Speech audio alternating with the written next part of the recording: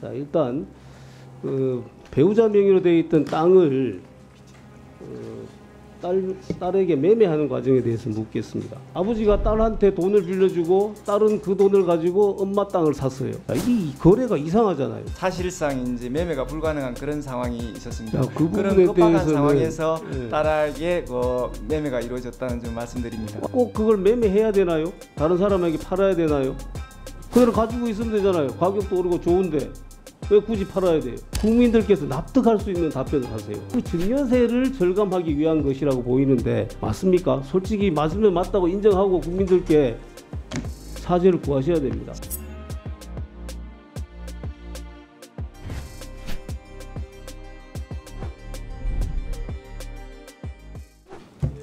박형수 의원입니다. 오동훈 후보자 및 공수처장 지명을 축하드립니다. 네, 감사합니다. 네, 개인적으로는 축하받을 일일 수 있겠습니다만은 이것이 과연 국민들께서도 축하를 해주실 일인지 저는 좀 의문이 듭니다. 오늘 이 청문회를 통해서 그런 국민적인 의문들에 대해서 이 후보자가 잘 소명을 하기를 바랍니다. 자, 지금 많은 언론 국민들께서 후보자의 지금 아빠 찬스 소위 또 남편 찬스 여기에 대해서 굉장히 큰 분노를 하고 계십니다. 자, 일단 배우자 명의로 되어 있던 땅을 딸에게 매매하는 과정에 대해서 묻겠습니다. 20년 8월에 20살이던 딸에게 배우자 명의로 되어 있던 건물과 땅을 매도했죠. 네. 자, 그 매도 자금은 후보자가 증여를 했어요, 딸에게. 그래서 그 돈으로 산 거죠. 자, 이 거래가 이상하잖아요. 아버지가 딸한테 돈을 빌려주고 딸은 그 돈을 가지고 엄마 땅을 샀어요. 그 왜 이렇게 이상한 거래를 하죠?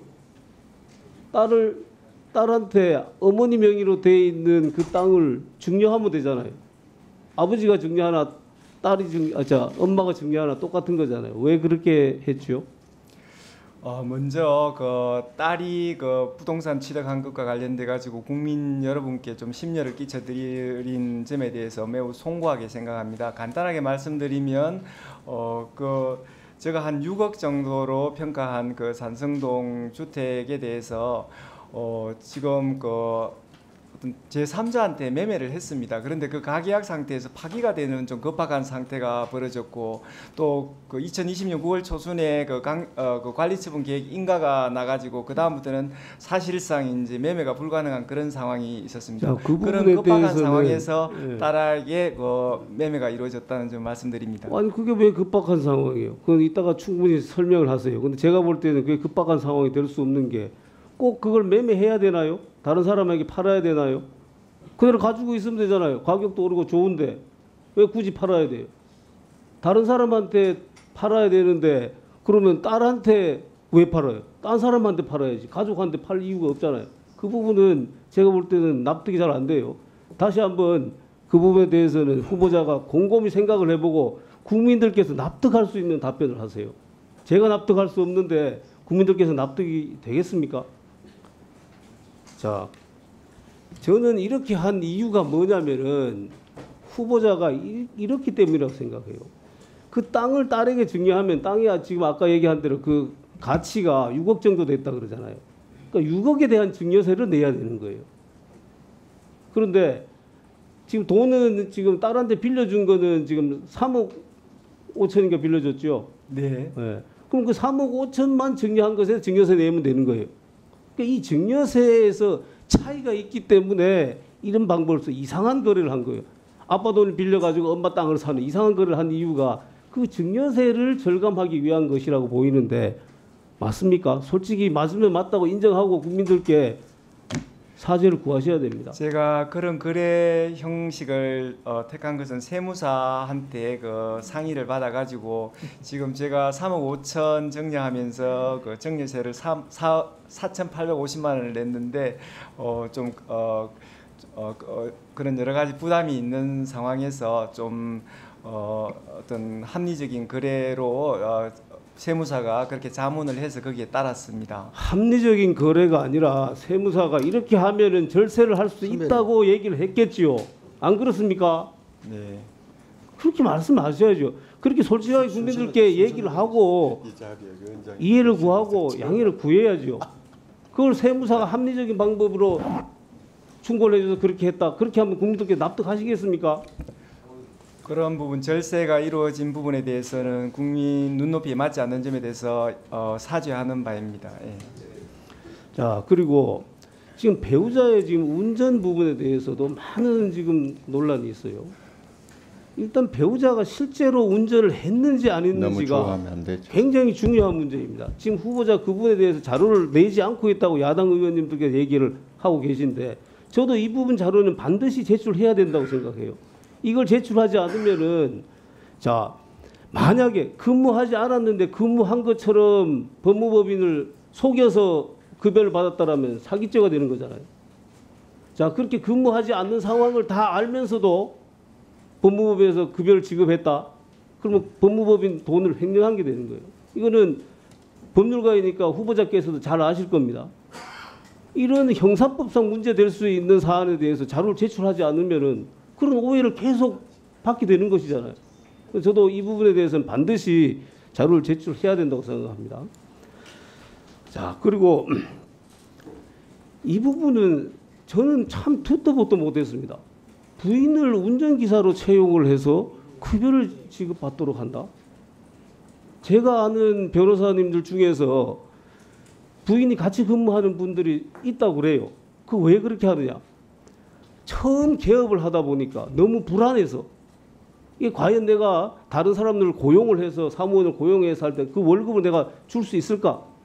내 사업성이 그만큼 될까? 이게 불안해서 배우자를 같이 근무하는 경우는 있다고 저는 들었어요. 그런데 우리 후보자는 판사로 19년, 20년 근무를 하다가 지금 변호사 개업을 했잖아요. 그런 사건 걱정을 할 이유가 없잖아요. 사건 많이 오잖아요. 그게 현실이잖아요. 그런데도 이 배우자를 이렇게 취업하게 했다는 것은 저는 일단 우리 후보자의 자질이 굉장히 저는 의심스럽습니다. 자, 지금 아까 우리 야당 의원님도 얘기하셨고 우리 후보자 본인도 공수처의 역할에 대해서 여러 번 아까 모두 발언 얘기를 하셨어요. 공수처는 때로 정말로 권력의 실세를 수사해야 될 수도 있습니다. 그리고 우리 국회의원들, 장차관들 다 수사해야 될 수도 있어요. 그리고 공수처는 지금까지 수사 성과를 거의 내지 못했어요. 이런 공수처를 제대로 이끌어 가려면 도덕성, 청년성 누구보다도 높아야 됩니다. 그리고 그런 강단이 있어야 되고. 그런데 과연 이렇게 절세하고 배우자를 취업시켜가지고 그 월급 얼마 더 받으려고 하는 이런 후보자의 자질 가지고 이런 이해감 있는 공수처 장의 역할을 제대로 할 수 있을까? 정말 큰 의문이 듭니다.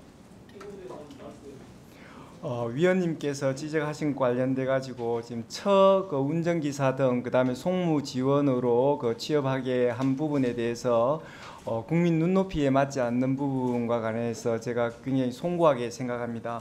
그런데 지금 아내가 송무 지원, 그다음에 운전기사 등으로 한 사람 직원분의 직무를 수행한 것은 틀림없는 사실입니다.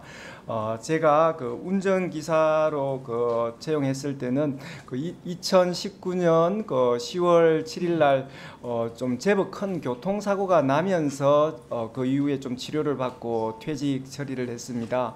제가 그 경력 증명원이나 그다음에 근로계약서 등에서 그런 취업한 것에 관한 자료를 냈지만은 마지막에 그 교통사고를 내고 그 다음부터는 근무하지 않은 것, 그리고 제가 그때 조수석에 타고 있었는데 꽤나 한 2023년까지 치료를 받는 꽤나 큰 사고가 났습니다.